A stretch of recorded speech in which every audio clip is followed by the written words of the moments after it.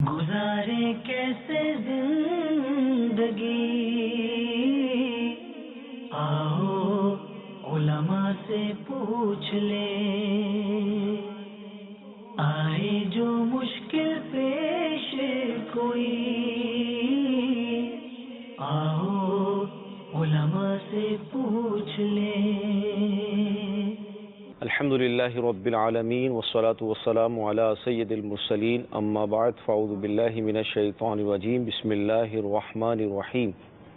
الصلاة والسلام علیک یا رسول اللہ وعلی آلک واصحابک یا حبیب اللہ۔ الصلاة والسلام علیک یا نبی اللہ وعلی آلک واصحابک یا نور اللہ۔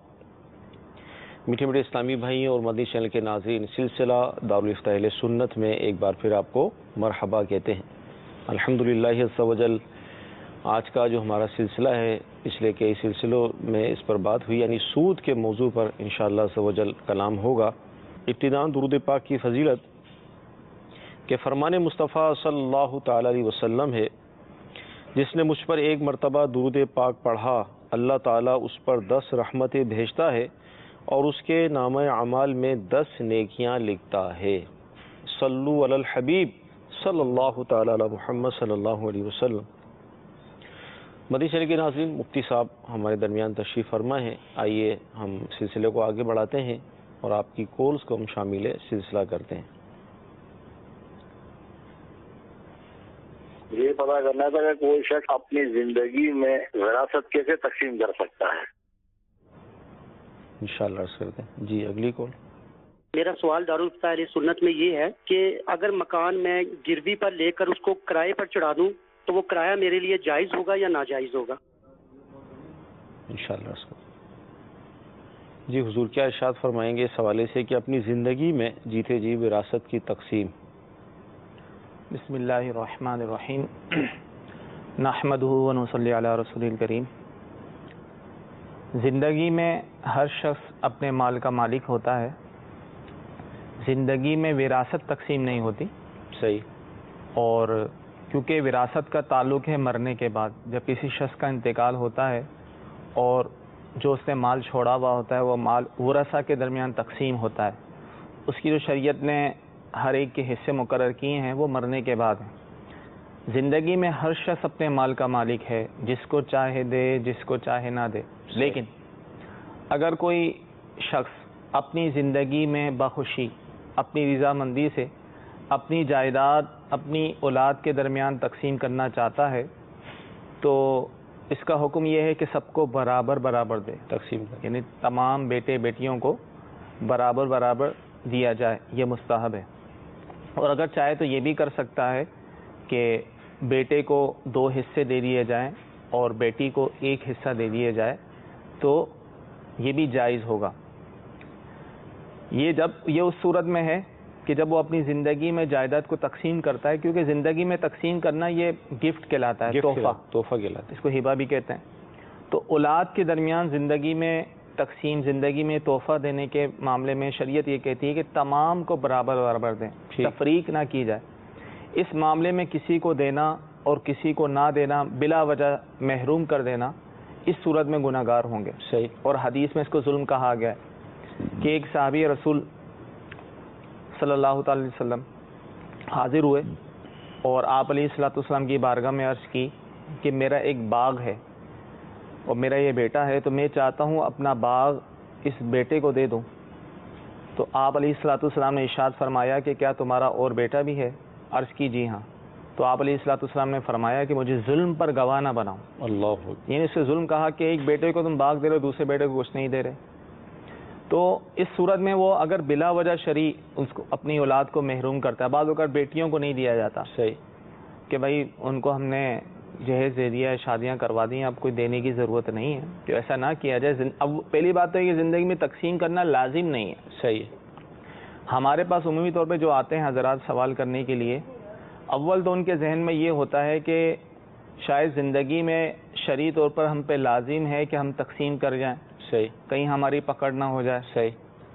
تو اکثر یہی سوال کرتے ہیں، اور جب وہ دارالفتہ میں آتے ہیں ان سے پوچھا جاتا ہے تو تفصیل سے پتہ چلتا ہے کہ کوئی نہ کوئی اولاد میں سے کوئی نہ کوئی مطالبہ کر رہا ہوتا ہے، کوئی بیٹا مطالبہ کہ بھائی میرا حصہ دو، مجھے الگ کرو، تو وہ بیچارے والدین یہ سمجھتے ہیں کہ اب اولاد نے مطالبہ کر لیا ہے تو شرعی طور پہ ہم پہ لازم ہے کہ ہم اس کو تقسیم کریں، حالانکہ ایسا کچھ نہیں ہے۔ صحیح، زندگی میں تقسیم کرنا شرعی طور پہ لازم نہیں ہے، اگرچہ اولاد مطالبہ کرے، اور اولاد کا اس طرح مطالبہ کرنا جبراً یہ بھی شرعی طور پہ جائز نہیں۔ بعض اوقات والدین آ کے روتے ہیں دارالافتاء میں، اور یہی وجہ ہے کہ کسی اولاد میں سے کسی نے تنگ کیا ہوا تھا اور اپنے حصے کا مطالبہ کر رہا تھا، انہیں سمجھایا جاتا ہے۔ اب ایک ہی مکان ہے بیچارے کا، وہ بھی 80 گز کا مکان، صحیح، اب ظاہر ہے سب اس کو بیچ کر وہ تقسیم کرے گا تو ہر ایک کے حصے میں اتنی رقم نہیں ہے کہ اپنا مکان خرید سکیں۔ صحیح، ہاں، کسی کی کہیں پراپرٹیز ہوں، جائیداد ہوں تو سمجھ میں آتی ہے، تو وہ بیچارے اس لیے خوف سے آتے ہیں دارالفتاء، کہیں ہم پہ شرعی طور پہ لازم ہے، مفتی صاحب بتائیے۔ جب ان کو بتایا جاتا ہے آپ پہ شرعی طور پہ کوئی لازم نہیں ہے، اگر آپ بغیر تقسیم کیے دنیا سے رخصت ہوتے ہیں تو شرعاً آپ کی کوئی پکڑ نہیں ہوگی، لیکن پھر بھی باخوشی اپنی رضامندی سے کوئی اپنی اولاد کے درمیان تقسیم کرنا چاہتا ہے تو سب کو برابر برابر دے، اپنے لیے جتنا چاہے رکھے۔ صحیح۔ اب سوال یہ پیدا ہو کہ میرا حصہ کتنا ہوگا، میری بیوی کا کتنا ہوگا، تو ہم انہیں یہ کہتے ہیں کہ دیکھیں آپ سارا اپنے پاس رکھیں، یہ بھی جائز ہے، صحیح، آپ مالک ہیں، اپنے لیے جتنا چاہے رکھیں، اپنی بیوی کے لیے جتنا چاہے رکھیں، باقی جو رقم بچے وہ تمام اولاد میں برابر برابر تقسیم کیا جائے۔ ہاں، کوئی اگر واقعی طالب علم دین ہے، نیک ہے، والدین کا خدمت گزار ہے، اس وجہ سے اسے جو ہے وہ زیادہ دیا جا رہا ہے تو شرعی طور پر یہ بھی جائز ہے۔ یہاں اولاد کو بھی سوچنا چاہیے کہ ایسے معاملے میں وہ اپنا حق سمجھ رہے ہوتے ہیں کہ بھائی ہمارا تو حق ہے، ہم ہی وارث ہیں، صحیح، تو زندگی میں ان کا کوئی حق نہیں ہے۔ صحیح، زندگی میں اس طرح والدین کو اذیت دے کر وہ جو ہے مطالبہ نہیں کر سکتے، کریں گے تو گناہ گار ہوں گے، تو لہذا اولاد کو یہ سوچنا چاہیے ہاں والد صاحب خود اپنی خوشی سے تقسیم کر رہے ہیں تو ٹھیک ہے مرحبا، لیکن ان سے جبراً اس طرح مطالبہ نہیں کرنا چاہیے، اور والدین کو بھی ذہن میں رکھنا چاہیے کہ شرعاً ان پر لازم نہیں ہے۔ وہ بعض اوقات اس لیے کرتے ہیں کہ ہم زندگی میں کر جائیں، مرنے کے بعد ان کے جھگڑے نہ ہوں۔ صحیح، جھگڑے تو پھر بھی ہونے ہوتے ہیں، کوئی ظاہر ہے وہ تقسیم کریں گے اور اپنے لیے جو چھوڑیں گے وہ بھی ترکہ بنے گا بعد میں، اس میں بھی تقسیم تو ہونی ہی ہونی۔ صحیح، تو لہذا شرعی طور پہ لازم نہیں ہے، لیکن اگر کوئی تقسیم کرنا چاہتا ہے تو اس طرح سب کو برابر برابر دے دے۔ مدنی چینل کے ناظرین، بہت پیارا جواب اس حوالے سے ہمیں مفتی صاحب نے عطا فرمایا کہ یعنی مال کی جو تقسیم ہے زندگی میں اس کا کیا انداز ہوگا، اور یعنی وہ اولاد کے جو اپنے والدین کو تنگ کرتی ہے اس حوالے سے کہ ہمارا جو ہے وہ حصہ دیا جائے، تو ان کو بھی مدنی پھول پیش کیے گئے کہ وہ ایسا نہ کریں، اپنے والدین کو تنگ کرنا یہ بالکل مطلب یہ کہ مناسب نہیں ہے۔ ہاں، آپ کے نصیب میں جو مال ہے اللہ تعالیٰ والدین کی عمر دراز فرمائے، جب وہ دنیا سے رخصت ہوں گے تو شرعاً جو بھی آپ کا حصہ ہوگا وہ آپ کو مل جائے گا۔ اچھا، یہاں پر مفتی صاحب میں ایک سوال آپ سے عرض کروں گا کہ بعض اوقات ایسی صورت بنتی ہے کہ بھائی بہنیں مل کر جو ہے وہ انہوں نے ایک گھر لیا، BC ڈال کر مختلف صورتیں اختیار کر کے، اور وہ گھر جو ہے وہ اپنی والدہ کے نام کر دیا کہ بھئی ہماری والدہ کا گھر ہے یہ۔ اب شادیوں کا سلسلہ شروع ہوا، شادیاں ہوئی بھائیوں کی، اب ظاہر ہے ایک گھر کے اندر سب رہ نہیں سکتے، اتنے کمرے نہیں ہیں، تو اب جب کوئی جس کو الگ کیا جاتا ہے یا وہ جاتا ہے تو کہتا بھی میں نے تو اس گھر میں اتنا ملایا تھا، اب میرا حصہ دو۔ اب اس صورت میں یہ معاملہ وراثت کا نہ ہوا، کیونکہ اب بھائی بہنوں نے مل کر کوئی گھر خریدا ہے۔ بعض اوقات ایسا ہوتا ہے کہ والد صاحب کا مکان ہوتا ہے پرانا، اس کو بیچ کر پھر مکان خریدتے ہیں، کچھ اپنی رقم بھی شامل کر لیتے ہیں، وہ اس کا حکم الگ ہوگا۔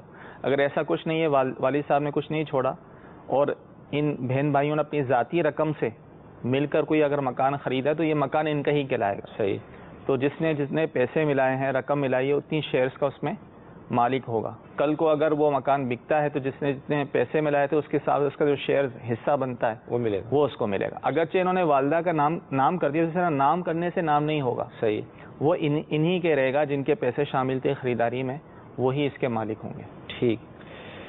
گروی جو مکان ہے اس کو مطلب کرائے پہ دے سکتے ہیں، جو گروی مکان رکھا ہوا ہے؟ دیکھیں، گروی مکان یہ عمومی طور پہ اس صورت میں ہوتا ہے، ایک صورت یہ ہوتی ہے کسی نے کسی سے قرض لیا اور کہتا ہے کہ یہ میرا مکان ہے، جب تک میں آپ کا قرض نہ لوٹاؤں آپ یہ میرا مکان استعمال کریں۔ صحیح، تو بعض اوقات وہ کیا کرتا ہے، قرض دینے والا جس کو قرض دیا اس کا مکان خود استعمال کر رہا ہوتا ہے، صحیح، یا تو اس میں رہائش اختیار کرتا ہے یا اس کو کرائے پر دے دیتا ہے، اس کا کرایہ کھاتا رہتا ہے۔ صحیح، تو یہ شرعی طور پہ جائز نہیں، حرام ہے اور سود ہے۔ ٹھیک، کیونکہ یہ قرض پر نفع والی صورت ہے، قرض کی بنا پر یہ نفع دے. اگرچہ اس کو کرائے پر نہ بھی دے, استعمال کرنا ہی جائز نہیں ہے. اللہ کہ کہہ رہا ہے بھائی ٹھیک ہے میں آپ کو قرض دیتا ہوں اس شرط ہے کہ آپ میرا مکان لیں, اس پہ آپ استعمال کرتے رہیں, رہتے رہیں, کرایہ رہا کچھ نہیں, جب تک آپ میں آپ کا قرض ادا نہ کروں آپ جب تک رہتے رہیں. تو یہ منفعت جو اس کو مل رہی ہے یہ بھی جائز نہیں ہے, کیونکہ حدیث میں آیا کلو قرض جرا منفع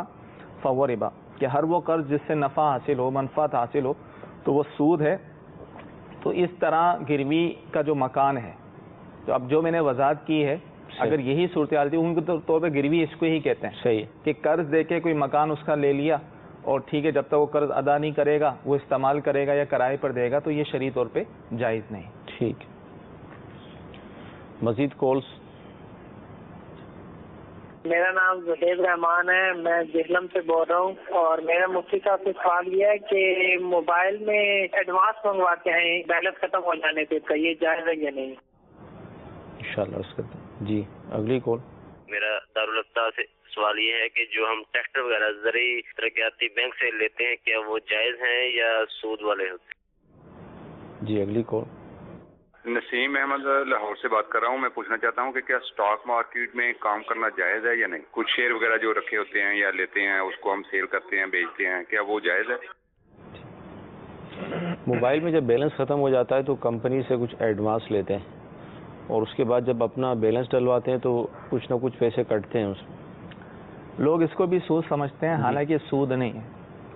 اب سود کیوں سمجھتے ہیں؟ کیونکہ اس کو یہ لون کا نام دیتے ہیں. صحیح, کہ لون قرض ہے, قرض میں ہم سے زیادہ لے رہے ہیں تو سود ہوگا, حالانکہ یہ سود نہیں ہے, بلکہ وہ جو سروس دیتے ہیں آپ کو. صحیح, کہ آپ اس کو اپنے فون کو اتنے منٹ تک استعمال کر سکتے ہیں. صحیح, تو اس سروس کی یہ اجرت کہلائے گی. صحیح, تو یہ شرعی طور پہ جائز ہے, یہ سود کے زمرے میں نہیں ہے. آپ کو کوئی رقم باقاعدہ کچھ مل نہیں رہی, آپ کو وہ اپنی وہ سروس دے رہے ہیں کہ آپ اس کو آپ استعمال کریں, اس کی اتنی اجرت ہوگی. صحیح, مثال کے طور پہ وہ 10 روپے کے حساب سے ایڈوانس بیلنس آ جاتا ہے کہ اتنی مقدار تک آپ اس کو استعمال کر سکتے ہیں. صحیح, اور پھر واپسی میں 12 روپے یا 13 روپے لیتے ہیں, یا مختلف کمپنیوں کے مختلف ہوتے ہیں.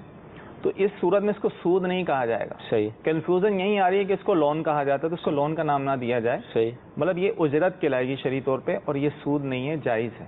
سود کی صورت وہ بنتی ہے نا جس کے اندر یہ اتنا بیلنس اگر آپ رکھیں گے اپنے موبائل کے اندر تو آپ کو اتنے منٹس جو ہیں وہ فری ملیں. ہاں, ایسی صورتحال ہے جی کہ بعض کمپنیاں والوں نے ایسا کیا ہے کہ آپ اپنے موبائل میں 1000 روپے یا 2000 روپے رکھیں اکاؤنٹ میں. صحیح, تو جب تک یہ رکھے رہیں گے, اس سے کم نہیں ہوتے, تو آپ کو اتنے فری منٹس دیے جائیں گے, یہ دیے جائیں گے. تو یہ سود ہے, یہ سود, کیونکہ یہ قرض پر نفع والی صورت ہو گئی. صحیح, کیونکہ اکاؤنٹ میں جو وہ رکھا ہوا ہے, پیسے رکھے ہوئے ہیں, یہ قرض کی شکل ہے, اور قرض پر ہمیں یہ منفعت مل رہی ہے. صحیح, تو نفع صرف اسی کو نہیں کہتے کہ اوپر پیسے ملیں تو سود ہوگا. صحیح, بلکہ قرض پر جو بھی نفع مشروط ہوگا, یعنی شرط ہوگی کہ آپ یہ مجھے قرضہ دے دیں, میں آپ کو یہ چیز فری دے دیتا ہوں. یہ کمپنی والے کہہ رہے ہیں کہ اتنے منٹ فری آپ کو دیے جائیں گے, تو یہ شرعی طور پہ جائز نہیں ہے, یہ بھی سود ہے. زرعی بینک جو ہوتا ہے اس سے جو قرضہ لیا جاتا ہے اس حوالے سے کیا فرمائیں گے؟ قرضہ یا ٹریکٹر وغیرہ لیتے ہیں دیا جاتا ہے کہ بینک جو لون دیتا ہے, اگر قرض کی بات ہے لون کی, تو وہ تو جائز نہیں. صحیح, کیونکہ وہ سود پر ہی لون دیتا ہے. صحیح, اگر جو کچھ نہ کچھ پرسن وہ رکھے, کوئی بھی نام دے, تو یہ شرعی طور پہ جائز نہیں. اسی طرح ٹریکٹر یا کوئی بھی گاڑی وغیرہ اگر بینک سے لی جائے تو وہ بھی جائز نہیں ہے. وہ بھی اس وجہ سے کہ ان کی جو طریقہ کار ہیں, ان کے جو اصول و ضوابط ہیں وہ جائز نہیں. مثال کے طور پر ایک تو گاڑی کی انشورنس اس میں شامل ہوتی ہے, دوسرا یہ ہوتا ہے کہ اگر قسطوں پہ اس نے لی ہے, گاڑی وغیرہ لی ہے, تو اس میں یہ شرط ہوتی ہے کہ کوئی قسط آپ نے لیٹ کر دی, فلاں تاریخ تک آپ نے قسط ادا کرنی ہے, ورنہ پلینٹی والی صورت لگے گی, تو یہ سود ہے. تو بینک سے لون لینا یا بینک سے گاڑی وغیرہ لینا یہ جائز نہیں ہے. صحیح. اسٹاک مارکیٹ کے اندر جو شیئر کا کاروبار ہوتا ہے تو اس حوالے سے اس میں کام کرنا کیسا؟ پچھلے سلسلوں میں بڑی تفصیل سے اس پر گفتگو ہوئی تھی اور بتایا تھا کہ بھئی شیئرز کی یہ قسمیں ہوتی ہیں اور اس طرح اس کی خریداری. دیکھیں, آپ کسی کمپنی کے شیئرز خریدتے ہیں نا, جی جی, شیئرز خریدنے کا مطلب یہ ہوتا ہے کہ اس کمپنی کے ایک حصے کو آپ نے لے لیا. صحیح, ایک حصے کے آپ مالک ہو گئے ایک طرح کے. اب وہ کمپنی چاہے وہ جو بھی کام کرے, سودی معاملات کرے یا جو بھی کرے, اس میں آپ کا بھی حصہ شامل ہوگا. ٹھیک ہے. تو بعض اوقات سود دینے والی صورت اس میں آ جاتی ہے, سودی کاروبار میں, تو اس میں جو نفع مل رہا ہے تو وہ اس کو ملے گا. یا بعض اوقات کمپنیاں اپنا سرمایہ بینک میں رکھواتی ہیں وہاں ان کو سود ملتا ہے تو وہ اپنے شیئرز ہولڈروں کے درمیان تقسیم کر رہے ہوتے ہیں. بعض اوقات ایسی کمپنیوں کے شیئرز فروخت ہوتے ہیں جن کا وجود ہی نہیں ہوتا. صحیح. ٹھیک ہے نا. تو اور یہ معدوم کی بے ہے، یعنی جو چیز جس کا وجود ہی نہ ہو اس کی خرید و فروخت جو ہے وہ جائز نہیں. اور عمومی طور پہ جو کمپنیوں کا کاروبار ہے وہ سود پر مبنی ہوتا ہے. لہٰذا فی زمانہ جو یہاں پاکستان میں مروجہ جو اسٹاک مارکیٹ میں کاروبار چل رہا ہے شیئرز کی خرید و فروخت کا، یہ شرعی طور پہ جائز نہیں ہے. اس میں انویسٹ ہرگز نہ کی جائے، اس کی خرید و فروخت شرعاً جائز نہیں. ٹھیک. مدنی چینل کے ناظرین، پچھلے سلسلوں میں بھی اس پر کلام ہوا کہ کتنی اتنی مطلب صورتیں پائی جاتی ہیں ہمارے معاشرے کے اندر کہ جس کے اندر سود اور جوا کتنا مطلب شامل ہو چکا ہے. یعنی قدم قدم پر ہمیں رہنمائی کی حاجت ہے. کوئی بھی ہم کاروبار کرنے نکلے ہیں یا کوئی بھی کام کر رہے ہیں تو سب سے پہلے ہم شرعی رہنمائی لیں، آیا یہ کام کرنا ہمارے لیے جائز ہے یا نہیں. ورنہ بعض صورتوں میں وہ جوا بن جاتا ہے، بعض صورتوں میں سود بن جاتا ہے. ہم بڑے خوش ہوتے ہیں کہ اللہ تعالیٰ کا ہم پر بڑا کرم ہے، بہت مال مل رہا ہے، حالانکہ وہ تو سود ہوتا ہے بعض صورتوں میں، جس طرح مفتی صاحب نے ارشاد فرمایا. تو لہذا ان تمام باتوں کی شرعی رہنمائی لے کر بھی ہمیں آگے بڑھنا ہوگا. مزید کالز. میرا آپ سے سوال ہے کہ جو ایزی لوڈ والے جو بل جمع کرتے ہیں وہ بل پر 5 روپے یا 10 روپے ایکسٹرا چارج کرتے ہیں، اور اگر موبائل اکاؤنٹ آج کل کھلے ہوئے کہ جیسے بینک کا اکاؤنٹ اسی طرح موبائل میں اپنا موبائل اکاؤنٹ کھلواتے ہیں، وہ بھی اس میں بھی 1000 کے 10 روپے چارج کرتی ہیں علیحدہ. برائے مہربانی یہ رہنمائی کر دی جائے کہ یہ کیا جائز ہے؟ جی انشاءاللہ عرض کرتے ہیں. جی اگلی کال. میرے ایک دوست ہیں وہ ایسائی ہیں، ان کا کتابوں کا کاروبار ہے. تو اگر وہ مجھ سے پیسے لیتے ہیں کام کرنے کے لیے، مگر میرے اور ان کے درمیان کوئی معاہدہ نہیں ہے کہ آپ اتنے پیسے مجھے دو گے یا وہ کہیں گے ہم کو اتنے پیسے دیں گے، وہ اپنی مرضی سے مجھے منافع دیتے ہیں، تو یہ کس زمرے میں آتا ہے؟ جی اگلی کال. میں حکمت بات کر رہا ہوں حاصل پور سے. سوال یہ ہے کہ حرام کس کس چیز میں شامل ہوتا ہے؟ حرام سے بچنے کا طریقہ بتائیں اور کون کون سی چیز میں شامل ہو جاتا ہے وہ. اس کے لیے تو بہت لمبا سلسلہ کرنا پڑے گا، بہت ساری کتابیں آپ اصل کئی سلسلوں سے سن رہے ہوں گے نا. سود ہر معاملے میں سود ہے، تو اس لیے بیچارے پریشان کہ اب کیا کریں کس طرح بچا جائے. انشاءاللہ خوف خدا عز و جل کا غلبہ رہے گا اور یہ سلسلہ آپ دیکھتے رہیں گے تو راستہ مل جائے گا انشاءاللہ تعالی. اچھا یہ ایزی لوڈ اور جو اس طرح کے جو بلز وغیرہ آج کل موبائل کے ذریعے بھرے جا رہے ہیں اس میں بھی وہ چارجز لیتے ہیں، تو اس کا دیکھیں وہ تو چارجز جیسے آپ بینک میں بھی جمع کرواتے ہیں تو بینک کے بھی کچھ چارجز ہوتے ہیں. صحیح. تو اس طرح اپنے وہ چارجز لینے جو سروس آپ کو فراہم کر رہے ہیں اس کی اجرت لے رہے ہیں تو یہ شرعی طور پر جائز ہے. اور پھر انہوں نے ساتھ یہی کہا وہی والا کہ ایزی لوڈ پہ اتنے پیسے رکھیں تو کچھ منٹ فری ہوتے ہیں. صحیح. ساتھ شاید اس کے یہ بھی بولا تھا، تو اس کا جواب بھی دیا جا چکا کہ اگر ایسی صورتحال ہے کہ آپ اپنے اکاؤنٹ میں 1000 روپے یا 2000 روپے رکھیں تو آپ کو اتنے منٹس فری ملیں گے، تو یہ شرعی طور پہ جائز نہیں، یہ سود والی صورت. صحیح. اچھا شاید انہوں نے عیسائی کا لفظ ادا کیا تھا غالباً. کتابوں کا کاروبار. دوسرے جی کتابوں کا کاروبار ہے، وہ پیسے لیتے ہیں، طے کچھ بھی نہیں ہوتا لیکن وہ کچھ پیسے دیتے ہیں. دیکھیں اس طرح غیر مسلموں کے ساتھ جو ہے وہ معاملات کرنا جائز ہے، لیکن غیر مسلموں کے ساتھ دوستی یہ جائز نہیں. دوستی محبت باقی کاروباری لین دین کے اعتبار سے شریعت نے اجازت دی ہے تو دوستی ہرگز نہ کی جائے.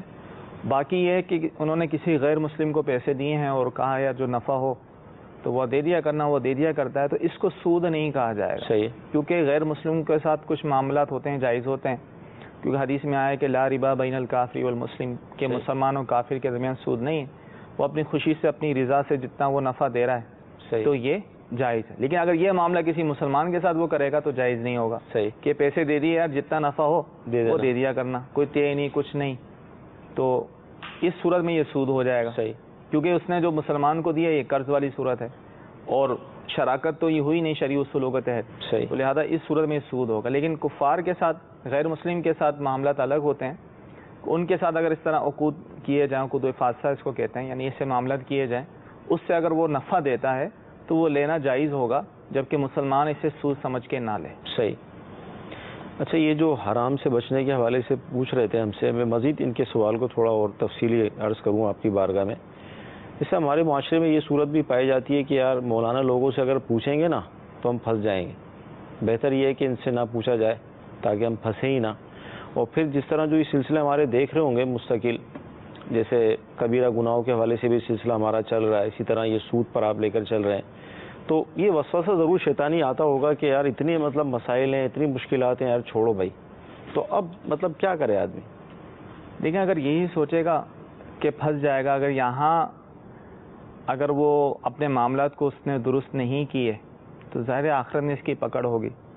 یہ سوچ ہرگز نہیں رکھنا چاہیے، اور بلکہ سوچ یہی ہونی چاہیے کہ بھائی کہ ہر معاملے میں ہمیں شرعی رہنمائی لینی ہے. اب ہوتا ہے کہ لوگوں کے ذہن میں ایک یہ بھی ہے یار پتہ چل گیا نا، ہاں تو عمل کرنا پڑے گا، اب کریں گے، اگر ہم نے کیا تو یہ ڈبل گناہ ملے گا، پتہ نہیں ہے چلو معافی ہے، اس طرح کہتے ہیں. حالانکہ ایسا نہیں ہے، بلکہ کتابوں میں فتح رضویہ شریف میں ہے کہ جاہل کا گناہ 2 گناہ ہوتے ہیں، عالم کا گناہ 1 گناہ ہوتا ہے. ایک ہے علم دین سیکھنا.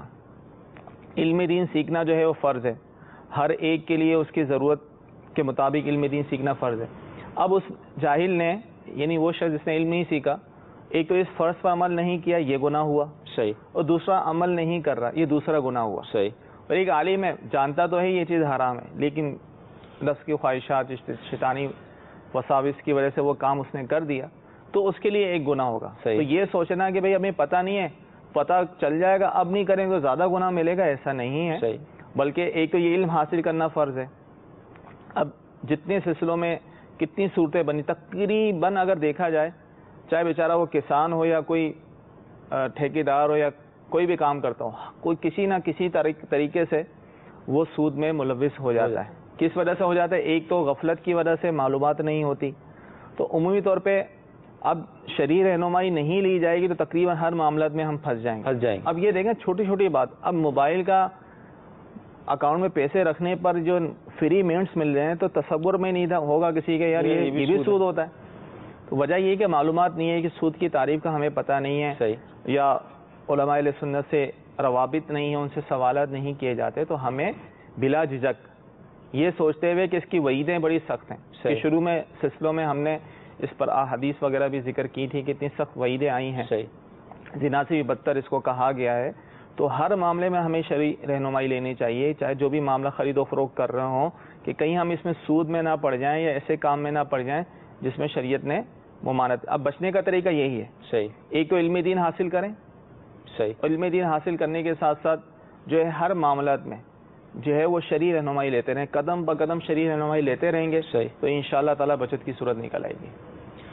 مدنی چینل کے ناظرین، مفتی صاحب نے جو ہمیں جواب ارشاد فرمایا، اچھی اچھی نیتیں کر لیجئے. یعنی علم دین کی اہمیت پر یہ کلام ہوا کہ بغیر علم دین کے ہم کچھ بھی نہیں کر سکتے.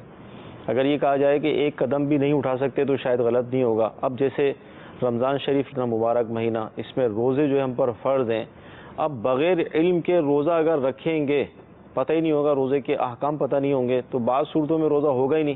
جیسے بار ہم نے سلسلوں میں اس بات کا تذکرہ بھی کیا کہ اگر اذان فجر پر آپ نے روزہ بند کیا، ایسے بھی شاید علاقے اس وقت پاکستان میں موجود ہوں گے جہاں وہ لوگ اذان کا انتظار کر کے اپنی سحری کا وقت ختم کرتے ہوں گے. تو حالانکہ اذان پر تو سحری ختم ہوتی ہی نہیں ہے، اذان تو نماز کے لیے تھی، سحری کا تو وقت الگ سے مقرر ہے کہ اس وقت سحری ختم ہوگی. تو اب 15 گھنٹے کا روزہ، جیسے آج کل جو روزہ ہوگا تقریباً 15 گھنٹے کا ہوگا، تو مفتی صاحب بھی ارشاد فرمائے کہ 15 گھنٹے کا وہ وقت گزارنے کے بعد ہم یہ کہیں گے کہ روزہ افطار کر رہا ہو. اب ظاہر ہے اس طرح کی بہت غفلت پائی جاتی ہے.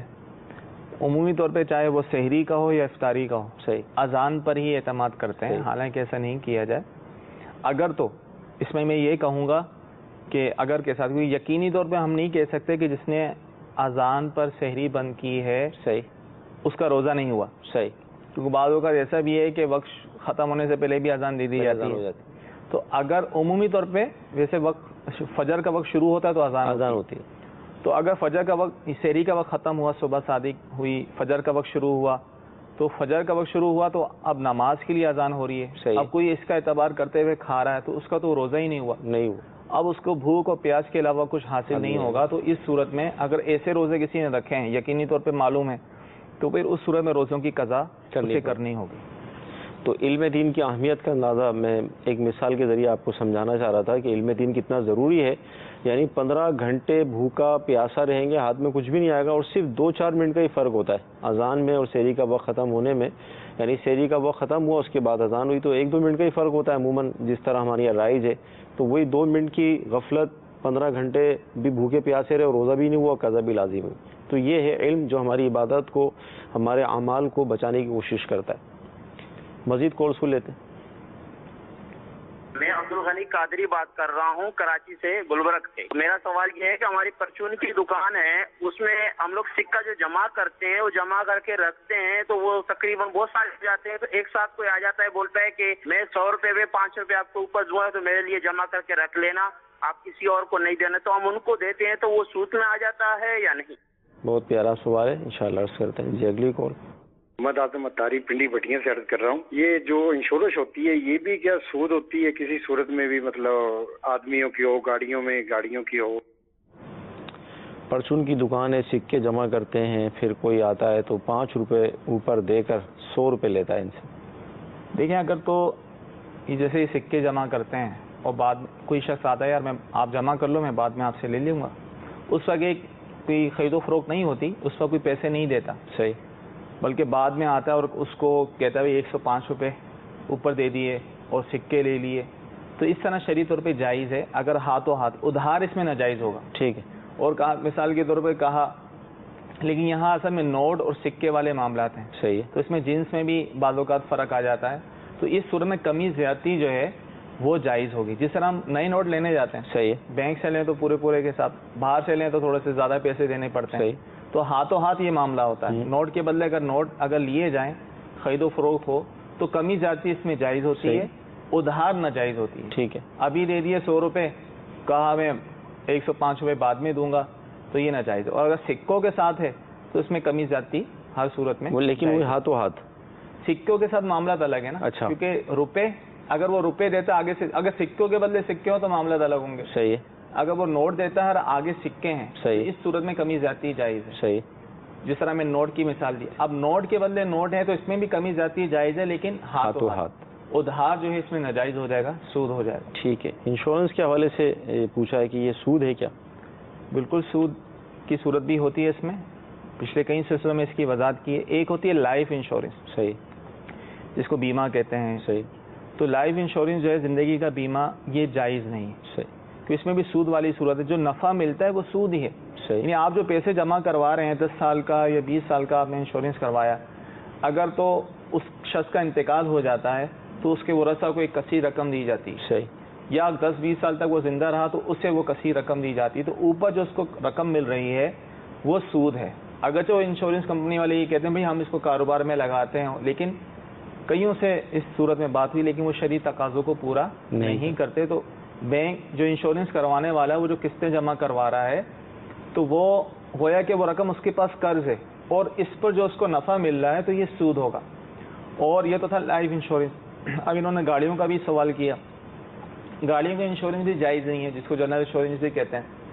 اس میں جوئے والی صورت بھی آ جاتی ہے. سال کی طور پہ ایک سال کی آپ نے گاڑی کا وہ کروایا، انشورنس کروایا، اب گاڑی کو کوئی نقصان نہیں ہوا، آپ نے جو پیسے جمع کرائے وہ تو ضائع ہو گئے، اب وہ آپ کو نہیں ملیں گے. تو اس طرح یہ جوئے والی صورت بھی آ جاتی ہے. تو انشورنس کسی بھی قسم کی ہو، چاہے زندگی کی ہو، لائف ہو، یا شادی کی انشورنس کرواتے ہیں، میڈیکل انشورنس کرواتے ہیں، ہر قسم کی انشورنس جو ہے وہ جائز نہیں ہے، حرام ہے.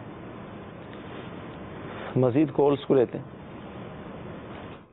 میرا نام عبد الجبار ہے، میں لاہور سے کال کر رہا ہوں. میرا سوال یہ تھا کہ جو پرائز بونڈ ہیں کیا ہم ان کو خرید کے ان کا انعام جو نکلتا ہے اس کو ہم استعمال کر سکتے ہیں؟ کیا یہ سود میں تو نہیں شامل ہو جاتا ہے؟ یہ جائز ہے انشاءاللہ. جی اگلی کال. کوئی شخص جو حیات ہیں ان کے 2 بیٹے فوت ہو جاتے ہیں، یعنی وفات کر جاتے ہیں، اس کے بعد وہ شخص وفات ہوتا ہے، جائیداد میں ان بیٹوں کے جو پہلے وفات ہوئے ہیں ان کا حق ہے کہ نہیں؟ جی اگلی کال. محمد شہزاد لاہور سے. تو میرا سوال یہ ہے کہ گروی گھر لیں اور 3 یا 4 ہزار کرایہ بھی مقرر کر لیں ہر مہینے جو دینا ہو، تو کیا گروی گھر لیا ہوا سود میں آئے گا یا نہیں؟ پرائز بونڈ کا انعام، پرائز بونڈ جائز ہے، اس کی خرید و فروخت. لوگ اس کو بعض صورتوں میں سود سمجھتے ہیں کہ انعام ہے، یہ بغیر محنت کے مل رہا ہے. ایسا نہیں، اصل یہ خرید و فروخت ہے. صحیح. اور آپ کے نصیب انعام نکل گیا تو آپ کو مل جائے گا. تو یہ سود کی تعریف اس میں نہیں آتی ہے، اس میں جوا بھی نہیں ہے. صحیح. اگر آپ کا انعام نہ بھی نکلا تو آپ کی رقم محفوظ ہے. صحیح. تو لہذا جو ہے یہ پرائز بانڈ کی خرید و فروخت جائز ہے اور اس سے نکلنے والا انعام بھی حلال ہے, سود نہیں ہے. اس رقم کو جس دینی کام میں بھی چاہیں خرچ کر سکتے ہیں.